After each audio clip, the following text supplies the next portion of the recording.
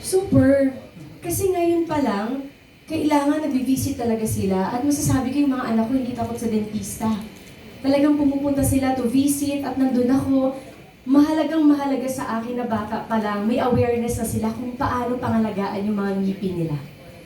Yeah, oral hygiene kumbaga. Thank you. Okay, what excites you the most about your new role as the newest member of Center for Advanced Dentistry Family?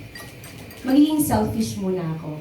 Para sa sarili ko muna. Super excited talaga ako na i-try lahat. Kasi medyo may pag-obsession ako sa whitening, sa ipin. Gustong-gusto ko yan. At the same time, syempre gusto ko din yung cleaning. So very excited ako at lalo yung mga anak ko. So tatlo kami sabay-sabay, bibisita sa cleaning.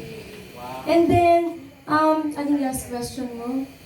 About... Last question is, that's it, that's the question. Ayun na pala. Tinignan ko lang kung alam mo yung sinasabi. Just kidding.